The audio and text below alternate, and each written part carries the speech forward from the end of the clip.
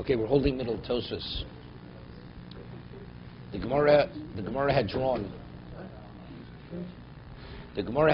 from Rabbi Yosef Rabbi Yehuda that just as we say Mos Achrons L'Kedushin Nitnu, that if there's a balance of the servitude, which is a Shavet Pruta, left, then the master is able to marry the Omevriya, the maidservant. So in actuality, he's giving her that amount of money, the value of her service, and he's converting it into marriage. That's what Rabbi Yossi says, and Mar says, here we're able to draw that a father could say to his minor daughter, Si v'kabli kedusha, go out and receive money to be married. So Tosfos explained, because when a person marries his daughter off, since Yud is an option of the master, so he's saying to the daughter, the equivalent of that, saying, when you're going into servitude, if the master should offer you value, you'll be married to him. Similarly here.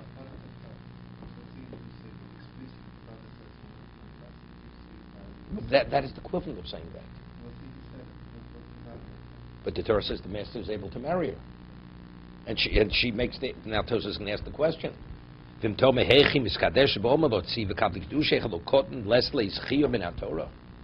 child does not have the ability to acquire. So if kiddushin, the mechanism we're using is money, giving her something of value. She has to acquire it.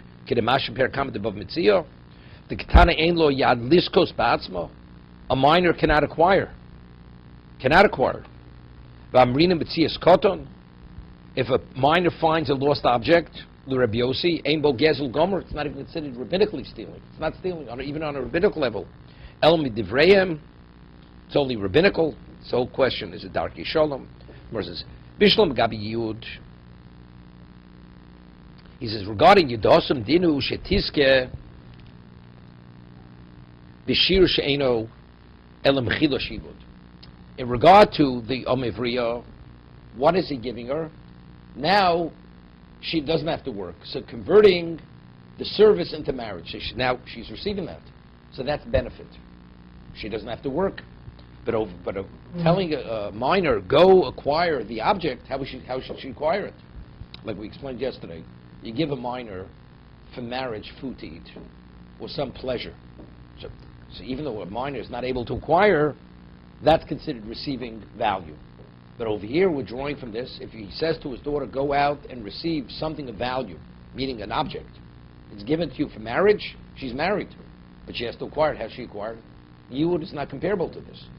Yud is because now she is no longer a maidservant. So that's the benefit she's receiving. So if the father wouldn't say anything, what would that? Where, by Yud? Right. By where? He doesn't have to, but that lies within self. Regular condition. Father doesn't say anything, guys gets her. Of course it's nothing. It's nothing. So the father wasn't in agreement to that. So then obviously the father has some, there is some kind of mechanism there when the father says, go accept that. But she has to acquire it. A person is married through money, right? Right. Acquisition of money. The minor can't be any better than the adult. If you say to a woman, I want to marry you, give her nothing. Is she married? She's not married. What about if you give her something that doesn't belong to you? Is she married?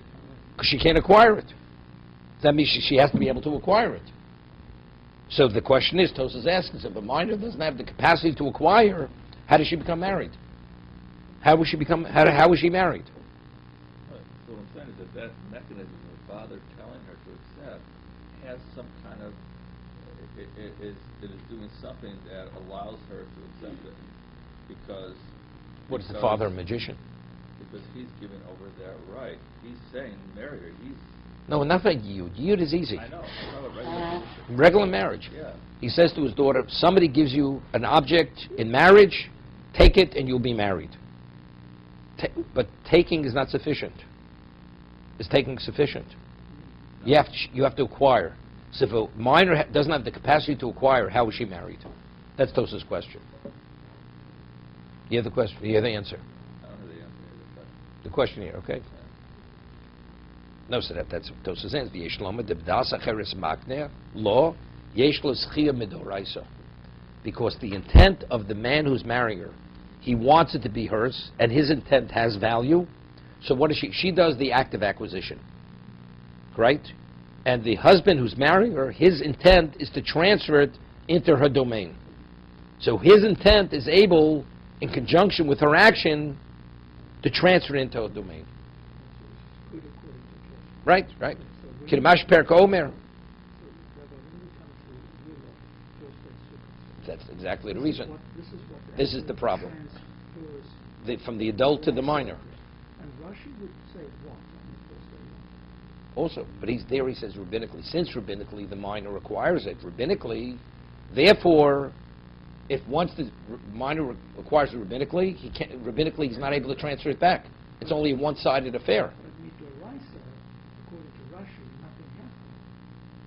But once Chazal say hefker bez and hefker, so it's been transferred. That's what they're doing. Hefker bez and hefker.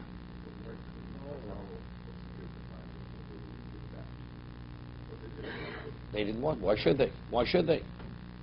A minor, when a minor reaches a certain age, no, you want a minor to purchase something, to acquire something. So it's the interest of the minor to have the ability to acquire, just to function as part of society. So rabbinically, they gave him the ability. Once a minor reaches an age of understanding, the minor has that ability to acquire rabbinically. How does it work? Hefker bez nefker. They transfer it into his domain. There's a question, what is this? 8 or 9 years old. But over here we're talking about a Doraisa. We're drawing this on a Doraisa level. We're drawing from Yud, just as over there she's married, if a father should say to her, so we're not dealing on a rabbinic level here, we're dealing on a Torah level. So the question is, but has she acquired? The answer is, das cheres makeh. What Rashi said, we mentioned yesterday. We're speaking about over here, not where he gave her an object. If he gave her an object, she would not be married. It's speaking, he gave her something of benefit. And the benefit has value, of Yeshava Pruta. Right? That's okay. So just as over there, when she's no longer maidservant, she's benefiting, and she's receiving her own independence, which has a value of Yeshava Pruta. Identically, if you give the minor something of value of Yeshava Pruta, and she's a recipient of that, how? Not through acquisition. Through benefit, she's married. We're going according to Rabbi Yosef. According to the Chachamim, you have no proof from that. Because the Chacham said the father's the one who received the money for marriage. So it has not... He does not make a statement. Oh, you mean that? The master has to make a statement. That's it. Nothing more than that.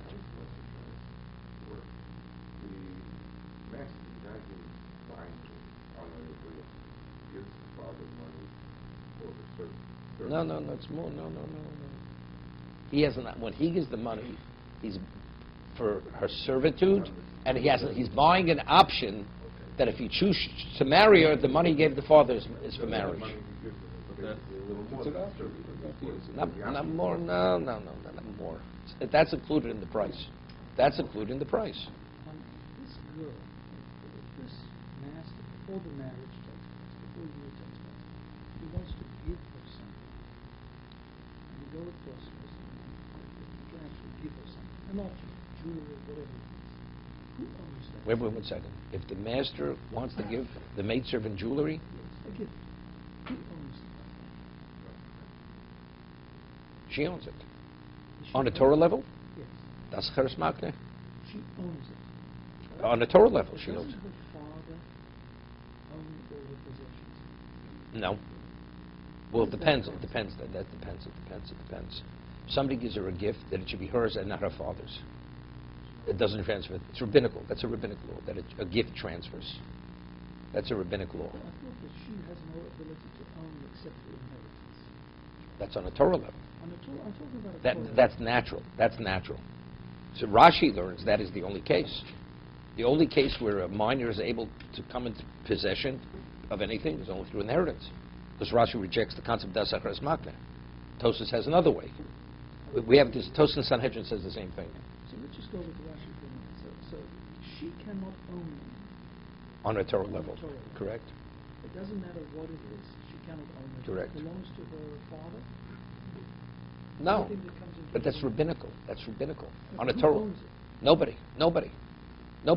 On a Torah level, nobody owns it. Maybe the gifter It never left the gifter's domain. It's not called. He didn't say hefker. He didn't say it should be ownerless. He gave it to be hers, but it's not hers. Then it's his. Then it's the gifter's. Because she has no way to acquire. To bring Correct. it into herself. Because she has no intent. Her intent has no value. Correct. Correct. So similarly, it would belong to the gifter, the one who gave the gift. There was no transfer. There was no transfer. Correct. So now, on that course, I'm staying with Rashi. How do you know that a benefit actually does accrue to a person? How do you know? So we're saying here, there's a difference between giving a gift of object and giving the Because it's not an acquisition. Pleasure. Did she receive pleasure? The answer is yes. Pleasure is not. It's not an acquisition. She received pleasure from the gift too. No. She did receive No. If he would say, use my jewelry, and I'm marrying you with the value of the pleasure of using the jewelry, then she's married. But he's giving her the object. He's marrying with the object, not with the pleasure of being able to wear the jewelry. Maybe you would say that any pleasure that she gets accrues to the father. Does this make sense? How does that accrue to the father? Because the father is the one who owns everything that she has. No, first of all, he does. Like I told you. Except for inheritance. No. She has nothing.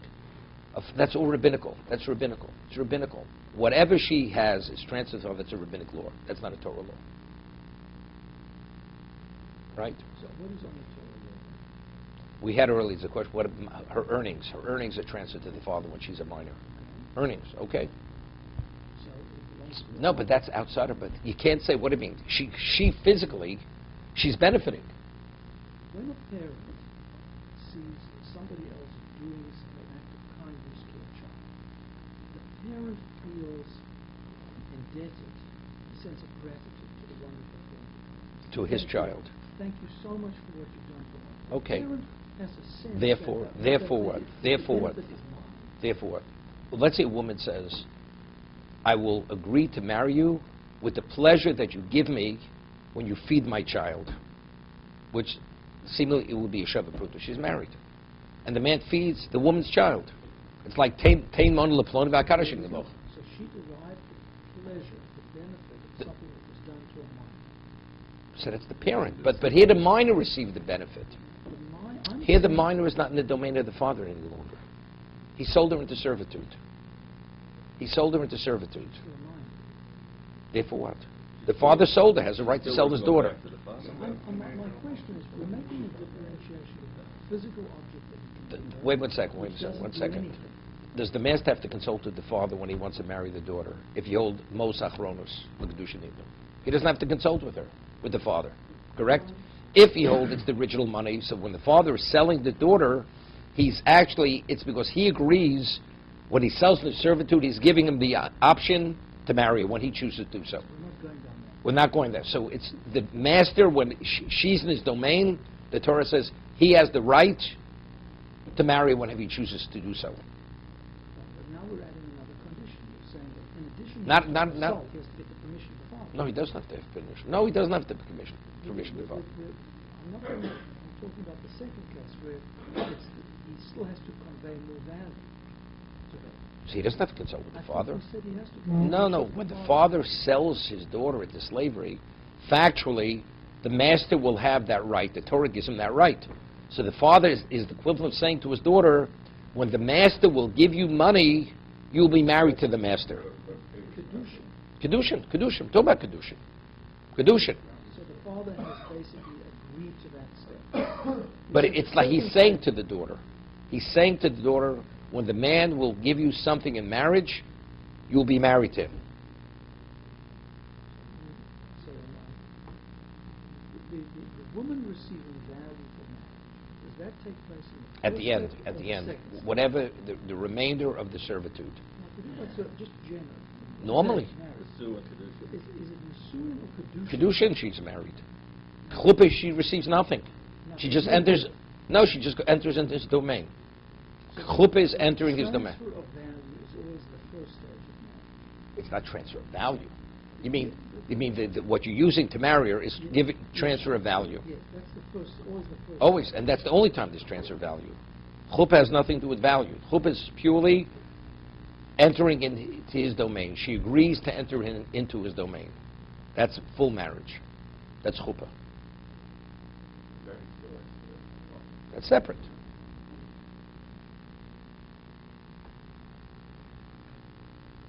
So I'm back to my first question. Like I said, the parent has a sense of indebtedness to someone who doesn't act. Yeah, but what's marrying her? We're going most achrons l'kedushin in there. I'm going with that. That's the case I'm focused on. It didn't happen up front. Okay, so good. So how do I know that she has derived the benefit? It's going to be a monetary benefit. It's going to be able to. It says as long as the last moment is a shavet pruta, the master is marrying her. What does the father have to do with that shavet pruta? He's still the father. Therefore, what? He has no relevance to He it. still has rights in her. He has no rights. Not when she's a maidservant, he has no rights. First of all, she's a maidservant, he has no rights in her any longer. Nothing. He has no rights. He can only nullify her vows. And he can deny the final step in marriage. But it hasn't happened yet. But It's not relevant. That's called Dav Shel Bol Olam. It has no relevance to anything. it's a right benefit. Therefore what? Therefore what is it? What relevance does that right have at this moment? What relevance does that right have at this moment? So he's not at a pivot. Now he's marrying with the last moment of servitude, which is worth a penny. She's married. Who's receiving that? The Gemara says she's receiving that. She's no longer a maidservant. That's what he's giving her. So what is he giving her? So there he's giving her benefit. She doesn't have to do an act of acquisition. A monetary benefit, which even a mind, but it's not acquiring it. It's receiving it. But if you have to give a minor an object, how does she receive it? She doesn't have the means to acquire. That's Tos's issue here. And that he introduces a new concept. Das acheres makne. Rashi and the other Rishonim would disagree with this concept. Say he married her with something of value. Siva kabbalah kedushah doesn't mean an object. It means a value. She has benefit from that person. Okay, so it's a shavet pruta. So she doesn't have to have the ability to acquire. So basically, we could say with this concept, a child who has no understanding whatsoever can acquire a benefit. You take a 3-year-old child and you change a diaper. That is worth more than a shavet pruta. Therefore what? So that child is now. The child's in discomfort, and you give the child comfort. Well, firstly, we said earlier, you have to inform the child that you're marrying her. That means, and we'll see from next episode, and she's agreeable to this. That means she has to have some sense of what's happening. She has to grasp the gravity of what marriage is to some degree, at a minimal level. Right? The child is cold, and you say, I'm marrying you with the warmth of this coat. Okay? So that's a shavet pruta. So she's married, because that's benefit. She's hungry. The child is hungry. You feed the child something, which the benefit of alleviating the hunger is a penny. She's married.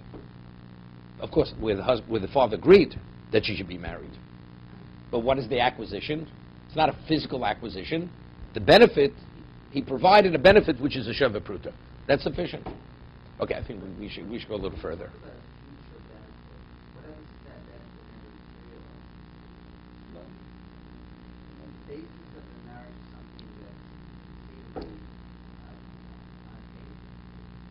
Has no right. Again. You say I want to marry you on the condition that in the future I'll do this, Okay, let's go further. You'll hear. The more you understand, you'll understand the question. It's not a question. Vameravo. Now we're able to draw another thing from Rabbi Yosef Yehuda. Vameravo. Hamakarish v'milva sheishul mashkom. Here, a person marries a woman with a milveh which has collateral. Going back in the Gemara. 3 lines from the bottom. Mukudeshes. She also mukudeshes. A man, he's makarish milveh sheishul mashkom. A woman gives collateral to a man for a loan. Now he says to her, I'm marrying you with the benefit of waiving that loan. And he's in possession of the mashkom, of the collateral. He didn't yet return the collateral to her. is she married? So the Gemara is going to draw from Rabbi Yosef Yehuda, she's married him. Although he has the mashko, although the collateral is still in the possession of the man who's marrying the woman who had given the collateral. Here, we're talking about Hanos Mechilas Milveh. Right? The Gemara said earlier, Bekarish Milveh in Mekudeshes. Right? Why is not Mekudeshes earning? He didn't give her anything. What about marrying with the value of waiving the loan? So that's benefit. Shavet Pruta. Okay? So we're saying now, a woman borrows money from a man. She gave him collateral. He has the collateral. He says, I'm marrying you with the value of waiving the loan. Wait. So Tosas is going to ask a question. We're drawing this from Rabbi Yosef Yehuda. What do we need Rabbi Yosef Yehuda? There's a regular case of Makarish B'Hanos Mechilas Milveh. Right? That's the case. Right? The collateral is irrelevant. So Tosas is going to explain what we're drawing there. Of course, you would say that since he's still in possession of a collateral, maybe she doesn't have Gemira's Das. She's not in agreement, although he's saying it, and she remains silent, and she doesn't protest it, but maybe there's no Gemira's Das. She doesn't fully agree to this because her collateral wasn't yet returned. But B'Karish B'Hanos Mechilas Milveh, a man lends a woman. The woman never gave the man anything. So good, that's a Shavet Pruta. But what about he's still retaining her collateral? She asks questions about who said he'll ever return it. What happens if he withholds the collateral? No, because the collateral itself has value versus the loan. So maybe because she didn't return it, although she remained silent, and he says Hanos Mechilas, maybe she's not in agreement. The case, early speaking, there was no mashkon. There was no collateral. A loan, I'm married with the value of waiving the loan. Okay, so he gave her Shavet Pruta, right? But over here, that's what I'm drawing from Amei Bria. Who's collateral? It's her collateral. She's collateral. No, we'll see how we equate she to the collateral. She's the equivalent of the collateral. Right? Right? We'll see in a moment. Where do we see this? With Rabbi Yosef Yehuda. Lavam Rabbi Yosef Yehuda Mos Rishon Lav the kiddushin. The original money which the father received was not received as kiddushin, according to Rabbi Yosef Yehuda. So what is it? Hayal Voy. So basically what? It's a debt. Right? He has a debt that he's collecting from the daughter for the amount of money that he paid to the father. Okay? So it's a loan. How was she able to recipient of the loan? How did she come into this in the first place? Is that possible for a man? That someone else has- No. The father is the equivalent of the borrower. The father is the borrower. Okay, wait. But factually, she's indebted to pay off the with her service. This would be similar to a guarantor. The third party borrows, not the guarantor, but yet the guarantor has to pay, right? So she has to pay with servitude. I'm saying it's a semblance of that. Even though she didn't borrow the money, but she's indebted to the debt. She has to put in 6 years of service. Mm-hmm. Now, he says to her, I'm converting that service into marriage. How? By waiving the debt. I'm waiving the debt. So now she doesn't have to work. So who's the beneficiary of waiving the debt? That means she's relieved. No, she's relieved from working. She's benefiting. She's not a servant any longer. So she is the beneficiary of what? Of waiving the loan. So he's giving her minimally a Shavet Pruta of benefit, of Hano. The Gufa Mashkini. She is the collateral. Right? V'chi b'shaybo Shavet Pruta. And if of the years of servitude there's minimally a Shavet Pruta worth of service left at the end of the year, Umiyayit, Havi Kiddushin, and he says to her he wants to marry her, it's Kiddushin, Ochanami lo shno. So here it's the same. What? Collateral. A collateral like she borrows from him, gives him collateral. Right. And he says, I'm waiving the loan, and with the value of waiving the loan, you should be married to me. So although he's still retaining the collateral, nevertheless, she's married. Why is he retaining the Where? Here or there? In the case with the Mashka. No, we're speaking of a case where he didn't yet give it back to her. He didn't yet give it back to her. She borrows, gives him collateral, and he says that I want to marry you with the value of waiving the loan, and he didn't yet return the collateral to her. At that moment is she married. By making that statement in front of Adim. So the Gemara says she's married. Where do I draw that from? Because that's the equivalent of a Bria according to Rabbi Yosef ben Yehuda. Wait, well, before you ask questions, It's just a very nuanced case. It's exactly like the other case, except you have this little question about her das because she has not. Exactly.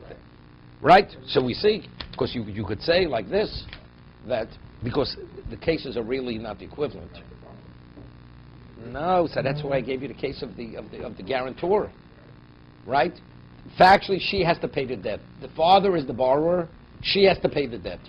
She's indebted to put in 6 years of service. Right? And she's the collateral. He has her. She's in his domain. Now he's converting it. Not converting it. He's giving the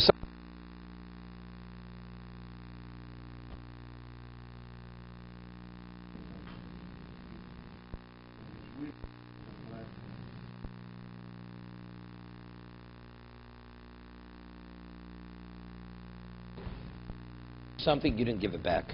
Here, before she was a slave, she's a wife, right? So that's the equivalent. You're no longer the collateral, right? Collateral is negated. Yeah, it doesn't exist, the collateral any longer, right? What? So the Gemara's das. So you have to say, which Tosfos doesn't discuss, that since factually her freedom has never been restored, factually there's a transition from servitude to marriage. So therefore you'd say, like, what are you giving me? A woman who's free, who's a debtor. Now I say, I'm marrying you, so you're no longer a debtor. So there the debt is financial. Here, she's locked into servitude. Now she's still locked in. Even though it's a different type of being in a position in terms of relating to the master, now she's a wife. So you'd say maybe that also she would not have sufficient Gemira's das. Because she was never released. She was never released from her original position. Here she's fully released. From the debt is released. The debt doesn't exist. It seems from this that this man, the father, either couldn't pay the loan back that he took, or when he made... No, there's no father with the loan. There's no paying back a loan with the father. The father sold his daughter as a maidservant. He receives money. Where's the loan coming? No loan. It's the equivalent of it's a debt. How it's like I borrow money and the agreement is I will work for you for 6 years. So how do I pay off my debt? That's the agreement. I'll lend you money, but how I will only accept service for 6 years to pay off the debt. Otherwise, I'm not lending you the money. That's a precondition to the loan. The father received the loan. So the father's the borrower. The father is the borrower. And how is he paying the debt? Through service of his daughter. Service of his daughter. Correct. The moment he sells his daughter, that transaction takes place. He received money, and now he sells his daughter. Is the loan still in effect? Yes. The debt is there. The debt is in The debt is in place. And the debt only is extinguished At the end of 6 at the years. end of the service. Correct. That's the only way this case can Correct. work. Correct. Because if he says this is an exchange... No, it's not. That's a sale. That's a sale. That's a sale. Correct. Right, see, if it's a sale, then how do you marry at the end? Because we're saying you're marrying her with the balance of the debt. So that's Hanos Mechilas Milva. That's Hanos Mechilas Milva. No, wait a minute, but it's still, but who's the beneficiary of the benefit of waiving the debt? She is. So therefore she's receiving something of value. I'll tell you what the difficulty is. If a person borrows a penny, and I waive the debt of a penny, what's the value of waiving that? Is it a penny? No. It's less. So it's a little difficult. Because the Gemara says, as long as the last moment of servitude is a shavet pruta, and he waives it, she's married. Why? But if we're saying, we're equating this to Hanos Mechilas Milva, it's the benefit she's receiving, so if that's the case, it's worth less than a penny. Why? You're not going to pay a penny to have a debt value. I will pay a $1,000 loan and I'm able to have the waive loan, to have somebody convinced to waive the loan, to pay $5, you'll be agreeable. Sure. But if you have a penny, you're going to pay a penny to have the waive loaned, you're actually paying the debt. What difference if you're paying it to the creditor, you're paying to a third party? You're not willing to pay. So value is based on the valuation. So if you're saying that it's hanos mechilas milveh, because we're close to that. So why do we say if the last moment is worth a penny, she's married, the last moment has to be worth more than a penny?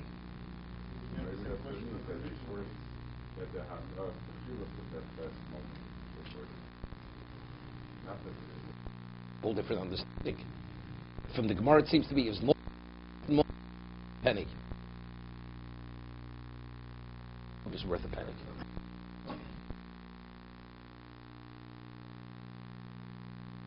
Then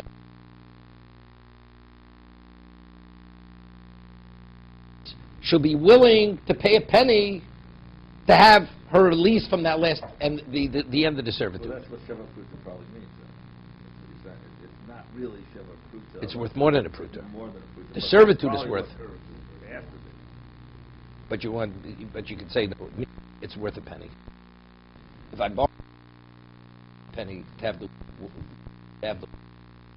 I'm paying what? I'm paying to the creditor. I'm paying to a third. Here you're a slave.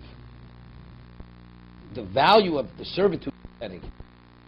I'm willing to pay off as a slave. That person is willing to pay a penny. A penny to pay to the creditor to a third party is the same penny you're paying. But to be released from servitude, I'm willing to pay a penny to be released, even though the servitude is only worth a penny, the value of it. So really, you could say the last moment is a penny, is a Sheva Pruta. So maybe for $5, you're willing to pay $5 to be released from that. Whatever it is, but we're saying whether it's sure she could. A person could redeem themselves. Sure, she could redeem herself. You run kesef. No every or ever every. If she come up with the money, you could buy yourself out against the will of he the. has to help. Have to. If he agrees, it's the right thing. But if he doesn't agree, she's stuck there. Somebody gives a half, or she inherits. Right. Right. Unless Tosis doesn't. Akne. Okay. We'll get back to Tosis now on the bottom. Just have a few moments left. Now, we had a case earlier on Dav Zayin, Mekadish B'Milvah Ukadeshes, right? A man has collateral. A person has collateral from the third party. And he goes to a woman, he says, I'm marrying you with the collateral. So it says Mekudeshes. And Mor says, why should Mekudeshes? So Mor says, Mor says, Kid Rabbi Yitzchok. Because since the Torah tells us that when you return collateral, it says, that it's considered that you're doing charity. How could you be doing charity unless it's yours? So evidently, we see over here that that the lender, he has an intrinsic interest, financial interest in the collateral. So when he's giving the collateral to the woman in marriage, he's giving a right that he has in the collateral to the woman, which is ownership. His ownership is transferring to the woman, right? That's Mekadosh Milvah Mekudeshes. And the Gemara proves it because it says in the postal Choti Tzedakah. How could it be tzedakah if it's not yours? Evidently, you do have a financial interest in the mashka, right? We have the Gemara. So if that's the case, so is that what we're speaking about here, or that's not what we're speaking about here? So over there, Tosas explains what we're speaking about. It's shlo b'shas halvo. Shlo b'shas halvo. You've lent the man money, and then afterwards, initially you don't take collateral. Comes to the due date, the man doesn't have money to pay. So the Bezdin goes to the borrower and says, the man's concerned that he's not going to get paid. So they wait, they say, we want something of value to guarantee the loan. So there, the borrower gives something of value, the equivalent of the loan or more, and he takes possession. The lender takes possession. So that's shlo b'shas milvah. When does the Torah say you have an intrinsic interest? Only if you take it as payment of debt. A person who richly takes collateral when you lend money, it's not as payment of debt. That's because you're concerned, you want to guarantee that if he defaults, you can have something of value to cover the debt. But there, basically, what is he really doing? He's collecting debt. Except the borrower has a right to redeem the debt, the collateral that he's giving. So shlo b'shas milveh, you basically, you're collecting. You're collecting the debt. Except it took, because it came due already. Here, so when we say over here, milveh sheish lo mashkin, is it mashkin shlo b'shas alvo or mashkin b'shas alvo? So Tosach proves that we're speaking about it's not collection of debt. Here it was given at the time of the loan. Because here, clear, what is the Omivriya? The man gives money for the daughter, so he's giving the daughter as a location to collect debt at the time of the loan. And so therefore, the equation, what we're equating here, is not where it's collection, but rather at the time, to be continued.